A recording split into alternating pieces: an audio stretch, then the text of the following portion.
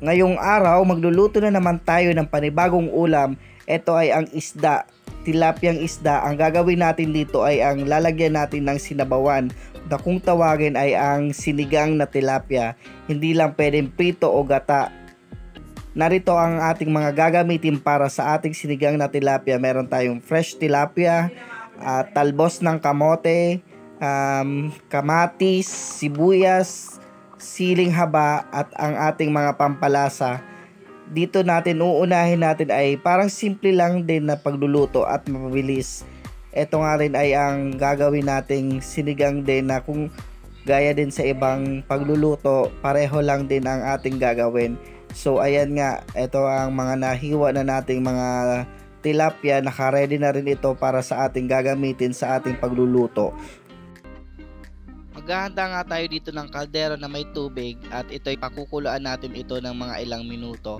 Tapos lalagyan din natin na ito ng sibuyas at ang kamatis. Habang inaantay nga natin itong kumulo, ayan. Sunod na nga natin ilalagay dito ang mga nahiwang tilapia.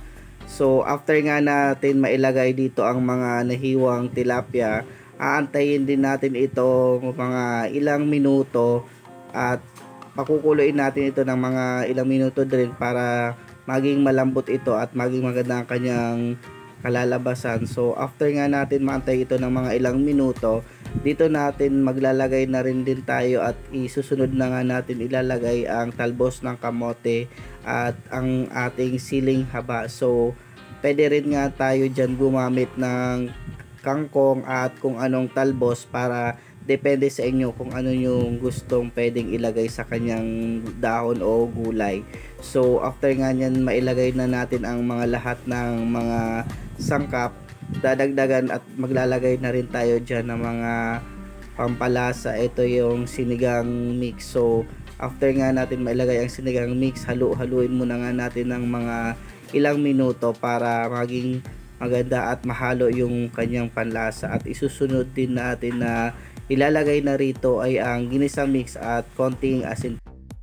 After mailagay na nga natin yung mga sangkap at mga pampalasa, haluin muna natin ito hanggang sa kumapit ang mga pampalasa na inilagay natin. So mag-aantay din tayo dito ng mga ilang minuto at saka natin ito titikman para kung okay na ang panlasa sa atin. So pwede na natin tong hanguin at pwede na natin i-serve ito. So ayan nga ang ating finished product na sinigang na tilapia. Tara na, tikman na natin. Let's go! So hanggang dito na lang guys. Bye bye!